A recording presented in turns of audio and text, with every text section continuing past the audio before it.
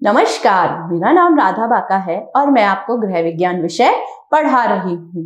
अब तक हमने अध्याय 1 और 2 का अध्ययन कर लिया है और अध्याय 3 के भाग 1 का अध्ययन भी हम कर चुके हैं। आज हम अध्याय 3 का पाठ 2 पढ़ेंगे। पहले पाठ में हम परिवार के विषय में जान चुके हैं और इस पाठ में हम स्वास्थ्य व सुरक्षा के विषय में अध्ययन करेंगे। हम अब देखते हैं कि स्वास्थ्य होता क्या है। शरीर का रोग की अनुपस्थिति होना मात्र ही हम स्वास्थ्य नहीं कह सकते हैं, अपितु शरीर का किस रूप में शारीरिक, मानसिक व सामाजिक रूप से स्वस्थ होने की अवस्था ही क्या कहलाती है? आपके स्वास्थ्य कहलाती है। इसके लिए WHO ने यह परिभाषा दी है कि स्वास्थ्य शारीरिक, मानसिक व सामाजिक रूप से होने की अवस्था है, ना कि केवल शरीर में रोग की अनुपस्थिति मात्र। अर्थात शरीर में सिर्फ रोगों का ना होना ही हम स्वास्थ्य नहीं कह सकते हैं। शरीर का क्या है? आपके शारीरिक, मानसिक व सामाजिक रूप से स्वस्थ होना ही स्वास्थ्य कहलाता है।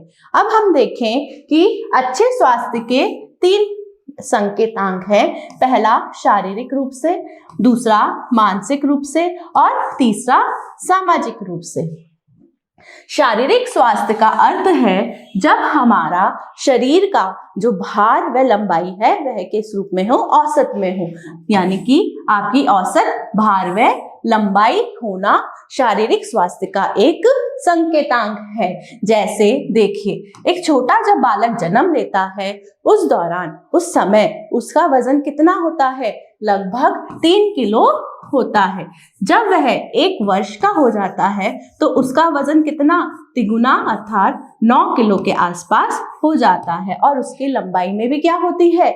वृद्धि होती है। तो यह क्या शारीरिक स्वास्थ्य का संकेतांक है कि उसका जैसे जैसे उम्र बढ़ रही है वैसे वैसे उसकी लंबाई में भी वृद्धि हो रही है और उसके भार में भी वृद्धि हो रही है। यह भार व लंबाई किस रूप में होना चाहिए? औसत होना चाहिए। जितनी उसकी आयु है, आयु अनुरूप उसकी लंबाई भी होनी चाहिए और उसका भार भी होना चाहिए। हमारी लंबाई में क्या होती है? एक निश्चित अंतराल तक क्या है? हमारी लंबाई बढ़ती है और एक निश्चित समय बाद में हमारी लंबाई क्या है? रुक जाती है और हमारी जो भार है, हमारा जो वेट है वह भी क्या है? एक आपके उम्र और लिंग के अनुसार भी होना चाहिए। आपका शारीरिक स्वास्थ्य कैसा हो? औसत भार व लंबाई वाला होना चाहिए।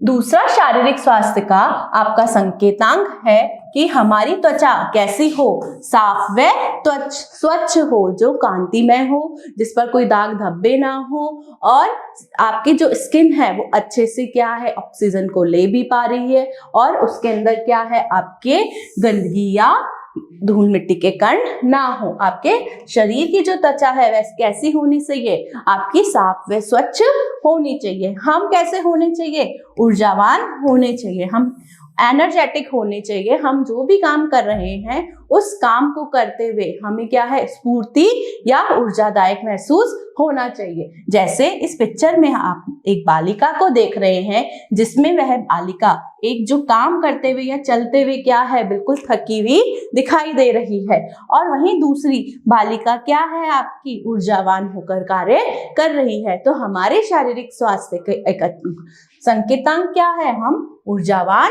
हो। शरीर के जो हमारे अंग है वह भी कैसे हो? सुचारू रूप से काम कर रहे हो, चाहे वह हार्ट हो, चाहे वो हमारे फेफड़े हो, हमारे मस्तिष्क हो, हमारे गुर्दे हो, सभी अंग क्या है? आपके सुचारू रूप से काम करने चाहिए। हमें क्या होनी चाहिए? अच्छी भूख भी लगनी चाहिए। यह क्या है? आपके शारीरिक स्वास्थ्य का संकेतांक है या लक्षण है। हमें नींद भी कैसी आनी चाहिए? नींद भी हमें अच्छी आनी चाहिए। हम काम करने के बाद में जब थक जाते हैं तो हमें क्या है? अच्छी नींद आती है। कार्य के हम दिन के अंदर 24 घंटे होते हैं, उन 24 घंटे को हम 3 भागों में डिवाइड करते हैं, जिसमें 8 घंटे हम हमारे कार्य के लिए डिवाइड करते हैं, 8 घंटे हम जो दैनिक कार्य करते हैं और 6 से 8 घंटे की हमें क्या है? प्रॉपर नींद लेनी चाहिए। ये सभी क्या है, आपके अच्छे शारीरिक स्वास्थ्य के संकेतांक हैं। अब हम देखते हैं कि अच्छे मानसिक स्वास्थ्य के क्या लक्षण या संकेत होते हैं। पहली बात, हम कैसे होने, अच्छा स्वास्थ्य तब है जब हम प्रसन्नचित्त दिखते हैं, हमें क्या है, कोई तनाव, अवसाद आदि की स्थिति नहीं है, हम कार्य को क्या है, रुचिपूर्ण तरीके से करते हैं और प्रसन्नचित्त वाले होते हैं। यह हमारे मानसिक स्वास्थ्य का लक्षण है। किसी भी कार्य को करते समय हमें क्या मिलनी चाहिए, संतुष्टि मिलनी चाहिए। जो भी हम काम कर रहे हैं उस काम से हमें क्या है, खुद को भी सेटिस्फेक्शन या संतुष्टि का भाव होना चाहिए। यह भी आपका अच्छा मानसिक स्वास्थ्य बताता है। हम क्या है, आत्मविश्वासी हूँ, हमें काम करने में हमें खुद ही कॉन्फिडेंस होना चाहिए। हम जो भी काम कर रहे हैं पूर्ण भरपूर आपके आत्मविश्वास से करें तो वह कार्य, वह भी क्या है, आपके अच्छे मानसिक स्वास्थ्य का लक्षण बताता है कि आप आत्मविश्वासी हो। तनाव और अवसाद से भी हम क्या हैं, रहित हैं, हमें कोई टेंशन नहीं है, हम डिप्रेशन में नहीं हैं। यही आपके प्रसन्नचित्त बताता है और यही आपके तनाव व अवसाद रहित आपको बताता है। आप किसी भी कार्य को बहुत ऊर्जादायक व प्रसन्न मन से करते हो। अब हम मानसिक स्वास्थ्य के लक्षण देख चुके हैं। अब हम देखते हैं कि अच्छे सामाजिक स्वास्थ्य के लक्षण क्या क्या होते हैं। जिस प्रकार WHO ने अपनी परिभाषा में कहा है कि व्यक्ति कैसा शारीरिक, मानसिक और सामाजिक रूप से स्वस्थ होना चाहिए। आपके अच्छे मानसिक सामाजिक स्वास्थ्य का लक्षण क्या है आपके, कि हम लोगों के साथ में कैसा रखते हैं, मेल झोल भाव रखते हैं, हमारा लोगों के साथ में कटुता नहीं होती है, हम रूखे व्यवहार के नहीं हैं, जबकि हम दूसरों के साथ में मिलनसार या मिलन व्यक्तित्व वाले हैं। दूसरों की क्या है, हमेशा साथ में मिलकर हम कार्य कर पाते हैं। दूसरों की हम क्या करते हैं, सहायता करते हैं, चाहे वो बड़ा हो चाहे बुजुर्ग हो या हमारे कार्यालय में कोई भी हमारा कलीग हो, हम कहीं बैठे हैं, मित्र हैं, परिवार के सदस्य, सबके अंदर हमारी कैसी भाव होते हैं, दूसरों की सहायता वाले होते हैं। तो यह हमारे अच्छे सामाजिक स्वास्थ्य के लक्षण हैं। दूसरों के प्रति हमारी जो जिम्मेदारी है उसको भी हम पूरा करते हैं, तो हमारी दूसरों के प्रति जो जिम्मेदारी का भाव है उसे भी हम पूरा करते हैं। यह भी अच्छे सामाजिक स्वास्थ्य के लक्षण हैं। अब हम देखें बच्चों, हमारा जो पारिवारिक स्वास्थ्य है उसको प्रभावित करने वाले कौन कौन से कारक है। उसका पहला कारक है पोषक आहार और दूसरा कारक है व्यक्तिगत स्वच्छता। पोषक आहार का क्या अर्थ होता है, जो भी भोजन हम लेते हैं हमारे भोजन में क्या होना चाहिए, कार्बोहाइड्रेट्स, प्रोटीन, वसा, विटामिन, खनिज, लवण, ये सभी सही मात्रा में होने चाहिए। सही मात्रा से यहाँ पर अर्थ है आपकी आयु अनुसार होने चाहिए, आपके लिंग अनुसार होने चाहिए। ये सभी पोषक तत्व आपके क्या है, सही अनुपात और मात्रा में होने चाहिए, तभी वह क्या कहलाएगा, संतुलित आहार कहलाएगा। यह कैसा हो, सही मात्रा का अर्थ यहाँ पर ये आयु, लिंग, कार्य और स्वास्थ्य की अवस्था पर निर्भर करता है। अब हम देखें कि व्यक्तिगत स्वच्छता क्या चीज है। व्यक्तिगत स्वच्छता का अर्थ है हमारी शारीरिक स्वच्छता से। इसके 4 पहलू हैं। पहला है स्वच्छता, अर्थात हम कितने क्लीन हैं या साफ सुथरे हैं। दूसरा है हमारा व्यायाम, कि हम एक्सरसाइज, योग, प्राणायाम आदि।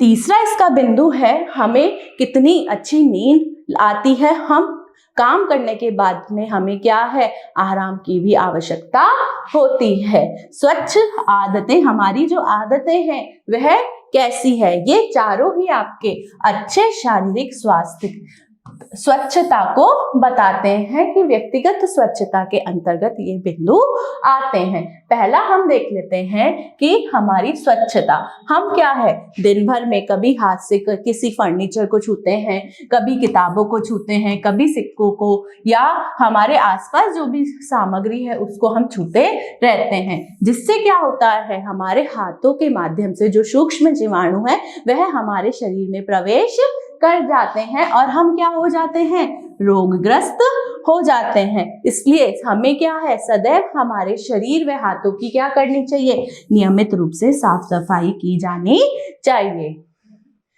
संक्रमण से जो बचाव है वो कैसे किया जा सकता है, भोजन से पहले क्या किया जाना चाहिए और बाद में भी हमें साबुन से अच्छी तरह से हाथ धोने चाहिए। जब भी हम खाना खा रहे हैं या बना रहे हैं उससे पहले क्या है, हमारे हाथों की साफ सफाई हमें अच्छे से कर लेनी चाहिए। और जब हम शौचालय जा रहे हैं तो हमें शौचालय जाने के बाद भी हमारे हाथों को साबुन से धोना चाहिए, ना कि राख से धोना चाहिए। त्वचा की साफ सफाई भी हमें क्या करनी चाहिए, नियमित रूप से प्रतिदिन करनी चाहिए, ताकि हमारी जो त्वचा है, हमारी जो स्किन है वह क्या हो, जीवाणु रहित हो और ये जीवाणु हमारे शरीर में प्रवेश नहीं कर पाए। देखिए हमारे जो दांत हैं उनकी भी हमें दिन में 2 बार सफाई करनी चाहिए और यही आदत हमें हमारे छोटे बच्चों के अंदर भी डालनी चाहिए, जिससे उनके जो दांतों में कैविटी है या उनके दांत जल्दी खराब हो जाते हैं, तो उस हेतु हमें क्या है, उनकी बचपन से ही आदत डालनी चाहिए कि बच्चों को सुबह व शाम दोनों समय क्या किया जाए, ब्रश की जाए। जो हमारे अंतः वस्त्र है या वस्त्र है उनकी भी हमें प्रतिदिन साफ सफाई करनी चाहिए, उन्हें भी नित्य प्रतिदिन धोना चाहिए। आंखों को भी हमें दिन में 2 से 3 बार क्या है, पानी से साफ किया जाना चाहिए, जिससे आंखों के अंदर जो धूल मिट्टी के कण हैं वह बाहर आ जाए। हमारे जो नाखून है उनके अंदर मैल या गंदगी रह जाती है, जिससे हमारे सूक्ष्म जीवाणु हम शरीर में प्रवेश कर जाते हैं, इसलिए उन्हें भी नियमित रूप से स्वच्छ व नियमित रूप से साफ या नियमित रूप से उन्हें काटना चाहिए। अब देखिए बच्चों, व्यायाम क्या होता है। व्यायाम आप सभी को पता है कि हम क्या है, हमारे शरीर के अंदर क्या है, आपके नियमित रूप से जब भी हम व्यायाम करते हैं तो हमारे शरीर का क्या है, रक्त संचार बढ़ता है और रक्त संचार से आपके जो विभिन्न अंग हैं उन तक क्या है, ब्लड का फ्लो या रक्त का फ्लो प्रॉपर या सही पहुंच पाता है, जिससे हमारे अंग क्या है, सुचारू रूप से काम कर पाते हैं। तो व्यायाम क्या है, सभी आयु वर्ग को करना और चाहिए, साथ ही साथ में उसके अंदर वो रेगुलर भी रहना चाहिए। हमने एक दिन व्यायाम कर लिया और दूसरे दिन उसको छोड़ दिया, ऐसी बात नहीं होनी चाहिए, अपितु हमें रोजाना ही क्या करना चाहिए, एक्सरसाइज या व्यायाम करना चाहिए। शारीरिक व्यायाम से क्या हो रहा है, रक्त संचार बढ़ रहा है, जो प्रत्येक शरीर को या शरीर के प्रत्येक जो अंग है वहां तक रक्त का फ्लो बढ़ाता है, जिससे अंगों को हमें क्या मिल रही है, ऑक्सीजन की प्राप्ति हो रही है। ये व्यायाम कैसे हो सकते हैं, देखिए ये व्यायाम आप तेज चलकर या सैर कर पैदल चलना, एरोबिक्स या योग, यह क्या है आपके, यह तेज चलना, दौड़ना, एरोबिक्स करना, यह भी क्या है, आपके व्यायाम ही है। साथ के साथ आप जो खेलते हैं, जैसे आप कबड्डी खेल रहे हैं, खो खो खेल रहे हैं, फुटबॉल खेल रहे हैं, क्रिकेट खेल रहे हैं, यह भी व्यायाम ही है। तो आपका खेलना भी क्या है, आपके व्यायाम ही है। अब देखें बच्चों, आसन क्या होता है। आसन का अर्थ होता है सिटिंग पोर्शन। आप किस तरह से क्या है, आप बैठते हैं, उसी रूप में आपके शारीरिक संरचना पर प्रभाव पड़ता है। तो हमें सदैव क्या है, हमें क्या है, ठीक स्थिति में बैठना, उठना, बैठना, चलना या शारीरिक स्थिति के रूप में हमें क्या है, उठना बैठना चाहिए। हम भी जब कुर्सी पर बैठ रहे हैं तो हमें झुककर नहीं बैठना चाहिए, अपितु बिल्कुल स्ट्रेट या सीधी अवस्था में बैठना चाहिए, जिससे हमारा क्या है, प्रभावशाली व्यक्तित्व भी नजर आता है। अतः सीधी पीठ करके बैठना, कंधे तान कर उठना, बैठना, चलना आदि क्या है, अच्छे व्यक्तित्व के गुण भी होते हैं। अगली बात आती है व्यक्तिगत स्वच्छता के अंतर्गत हमने 4 पहलू पढ़े थे, उसमें हमने आसन व नींद भी देखा था। तो अच्छे स्वास्थ्य के लिए हमें क्या करनी चाहिए, पूरी नींद भी लेनी चाहिए। वयस्कों को कम से कम 6 से 7 घंटे की नींद लेना अनिवार्य होता है। हमारी जो स्वच्छ आदतें हैं उनमें कौन कौन सी स्वच्छ आदतों का हमें क्या है विकास करना चाहिए। जैसे भोजन को हमें क्या है नियत समय पर करना चाहिए, यानी कि हमें भोजन का समय क्या है एक निश्चित समय पे हमें भोजन करना चाहिए। यह नहीं कि हम रात्रि में बहुत लेट भोजन कर रहे हैं, सुबह का भोजन हमने किया ही नहीं है, अपितु हमें भोजन का जो एक नियमित अंतराल होता है उस पे हमें भोजन करना चाहिए। रोजाना हमें सुबह नाश्ता भी करना चाहिए, दिन का भोजन भी लेना चाहिए, रात्रि का भोजन भी हमें समय पर लेना चाहिए, रात को सोते समय हमें दूध भी लेना चाहिए। तो हमारा जो भोजन का जो समय है वह भी क्या होना चाहिए नियत होना चाहिए, और हमें सही समय पर सो जाना चाहिए। या हम रात को क्या है मोबाइल लेके बैठ जाते हैं, कब 12-1 बज गया हमें पता ही नहीं चलता है, जबकि हमें एक सही समय पर सोइए और सही समय पर उठना चाहिए। प्रतिदिन हमें कैसी शौच के लिए भी जाना चाहिए। सार्वजनिक जो शौचालय होते हैं उन्हें भी हमें क्या है बिना गंदा किए ही उसका इस्तेमाल या प्रयोग करना चाहिए।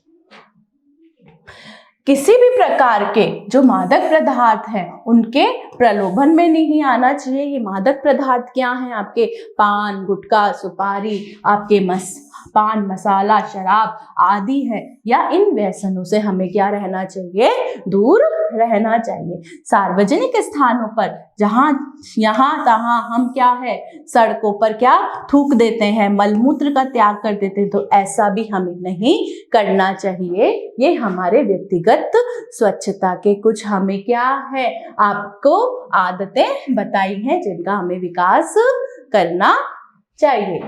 अगली बात आती है बच्चों स्वच्छता क्या है। स्वच्छता का अर्थ होता है अपने आसपास के स्थानों को गंदा होने से बचाना। जैसे हमारे घर के आसपास कूड़ा करकट है, या हम विद्यालय जा रहे हैं तो वहाँ पे गंदगी ना फैलाएं आदि आदि। देखिए हमारे घर के आसपास हम क्या करते हैं, जो रसोई घर का कचरा है वह इधर उधर डाल देते हैं। स्नान गृह की जो निकासी है वह भी ठीक प्रकार से नहीं होती है। सड़कों व गलियों पर क्या है हम बच्चों को या जानवरों को क्या है कभी कभार बाहर ले जाते हैं, या पालतू कुत्तों को उनको सार्वजनिक स्थानों पर मलमूत्र करके ही छोड़ देते हैं।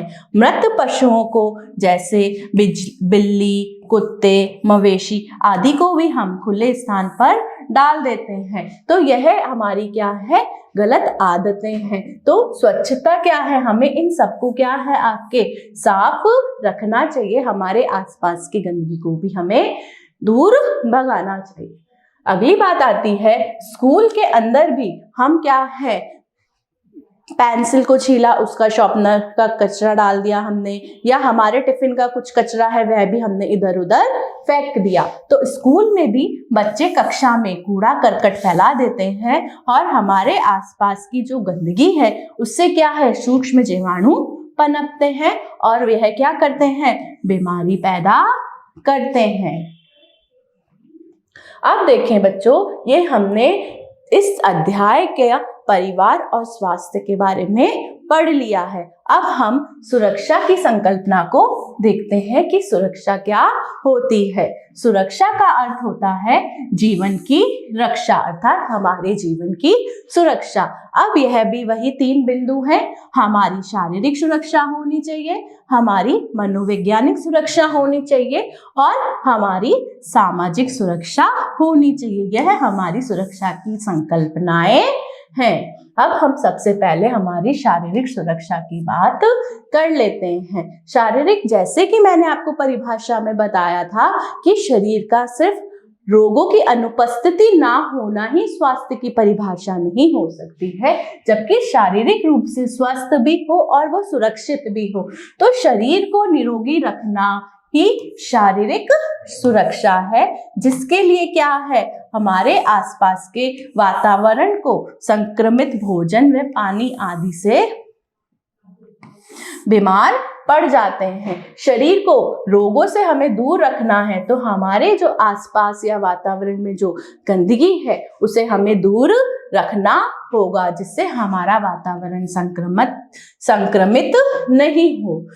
दूसरी बात आती है ये हमारे घर के अंदर बहुत सारे उपकरण होते हैं, जैसे बिजली के तार, स्विच, नुकीले औजार, रसोई घर, टूटी कांच की खिड़कियां आदि से संपर्क में आकर भी हम घायल हो जाते हैं, जिससे हमारे विभिन्न अंग क्या है आपके चोटग्रस्त हो सकते हैं। हमारी शरीर की रक्षा के लिए हमें यह भी सुनिश्चित करना होगा कि हम जहाँ रहते हैं वह स्थान भी क्या हो, सुरक्षित हो।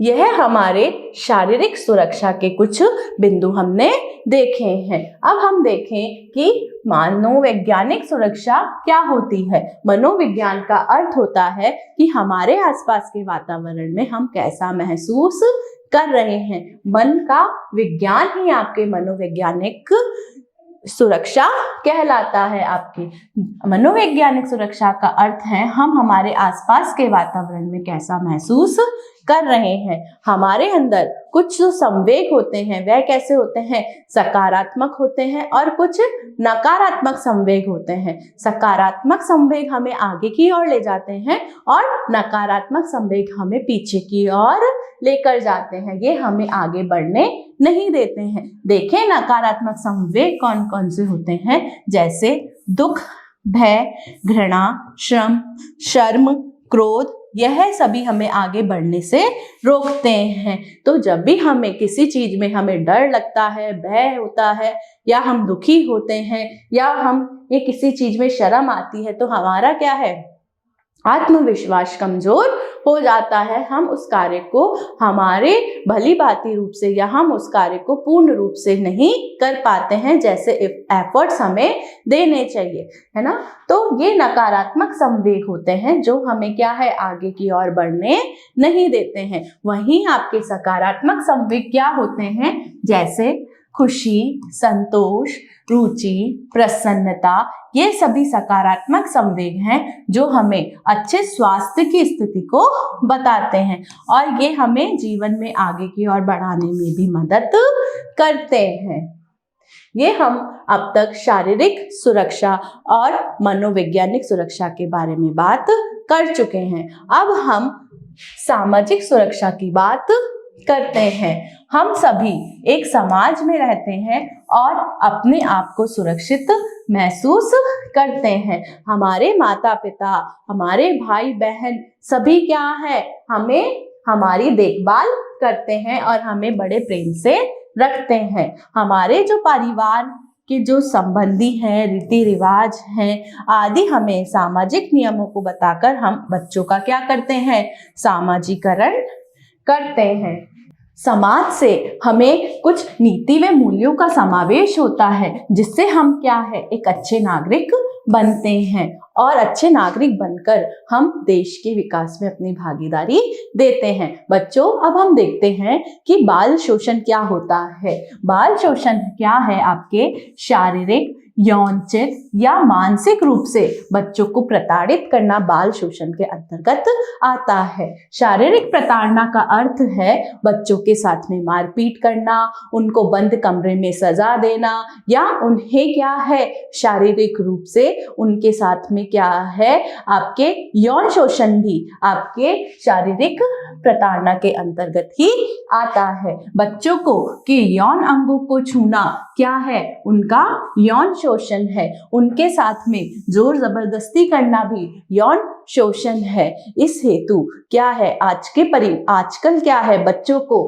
हमें क्या है, गुड टच और बैड टच के बारे में फर्क को भी समझाना चाहिए ताकि बच्चों को यह पता चले कि कौन सा टच अच्छा है, कौन सा टच बुरा है। इसके लिए शिक्षा विभाग ने सुरक्षित स्कूल और सुरक्षित राजस्थान जैसे कार्यक्रम चला रखे हैं जिसमें बच्चों को स्कूल के स्तर पर ही यह बताया जाता है कि क्या अच्छा टच है और क्या बुरा टच है। जैसे माँ का बहुत प्यार से उसे सहलाना क्या है, अच्छा टच है आपके, जिससे आपको क्या है, खुशी महसूस होती है। और जिस टच से आपको खुद को ही भय या असहज आप महसूस करते हो, वह क्या है, आपके लिए बैड टच है। इस हेतु आप क्या है, यूट्यूब पे भी हमारे शासन सचिव महोदय के नवीन जैन सर के काफ़ी वीडियो हैं जो गुड टच और बैड टच के बारे में बता रहे हैं। आप अपने घर पर परिवार में जो छोटे बच्चे हैं उनको इसके बारे में समझ पैदा करिए, उनको समझाइए कि क्या अच्छा टच है और क्या बुरा टच है, जिससे उन्हें यौन शोषण से बचाया जा सके। बच्चों, हमने शारीरिक शोषण के अंतर्गत शारीरिक प्रताड़ना और यौन शोषण की बात करी है। अब हम देखते हैं कि मानसिक शोषण क्या होता है। बच्चों को यह कहना कि आप तो कोई काम कर ही नहीं सकते हो, तुमसे ये काम नहीं होगा, इस तरह का जो व्यवहार है बच्चों में क्या कर देता है, तनाव पैदा करता है, जिससे बच्चे क्या है, डिप्रेशन में, तनाव में, स्ट्रेस में आते हैं। और इस तरह के जो भाव है वह क्या है, उन लोग बच्चों को असुरक्षा की भावना देते हैं और यह मानसिक शोषण की गिनती के अंतर्गत आता है। इस तरह के व्यवहार हमें बच्चों के साथ में नहीं करने चाहिए। साधारणतः क्या है, अब हम देखें कि बच्चों, धूम्रपान और मदिरापान और मादक पदार्थों से भी हमारी क्या होनी चाहिए, सुरक्षा होनी चाहिए। साधारणतः हमने देखा है कि हम मित्रों के दबाव में आकर खेल खेल में ही, हम जब किशोरावस्था में होते हैं तो खेल खेल के माध्यम से यार एक बार ही सिगरेट पी कर देख, थोड़ा सा शराब का घुट लेकर देख, इस तरह के खेल खेल के अंदर ही हम इसके क्या हो जाते हैं, आदी हो जाते हैं और फिर वहां से हमारा इससे वापस आना बहुत मुश्किल हो जाता है। तो जब हम धूम्रपान करते हैं तो हमारे शरीर में क्या परिवर्तन आते हैं। देखिए, हम जब धूम्रपान करते हैं तो हमारे शरीर में हम कार्बन डाइऑक्साइड और कार्बन मोनोऑक्साइड व निकोटीन सांस के माध्यम से शरीर में हमारे जाती है, जो हमारे श्वसन तंत्र के लिए क्या होती है, हानिकारक होती है, जिससे मुख और फेफड़ों का कैंसर हो सकता है। मदिरापान, धूम्रपान, औषधियों आदि की आदत को छुड़ाना बहुत मुश्किल होता है, परंतु हम हमारे प्रियजनों के साथ सहारे रहकर इस काम को हम संभव कर सकते हैं। जो हमारे मित्रजन हैं या फिर जो हमारे परिवार सदस्य हैं, जो हितैषी हैं, उनसे क्या है, हमें क्या है, जब प्रेम की भावना, उनके सपोर्ट के साथ में हम क्या है, इस तरह की आदतों से क्या है, वापस भी आ सकते हैं। तो बच्चों, हमने देख लिया आज के अध्याय में कि सुरक्षा क्या होती है, स्वास्थ्य क्या होता है, बाल शोषण क्या है, बाल शोषण से हमें कैसे वापस आना है, और धूम्रपान, मदिरापान आदि से भी हमें कैसे सुरक्षा करनी है। आशा करती हूँ आज का अध्याय आपको समझ आया होगा और जो इसके अंदर आपको बातें बताई गई हैं वे अपने दैनिक जीवन में भी आप समाहित करेंगे और आपके परीक्षा की दृष्टिकोण से तो यह अध्याय अति ही महत्वपूर्ण है। थैंक यू बच्चों, धन्यवाद।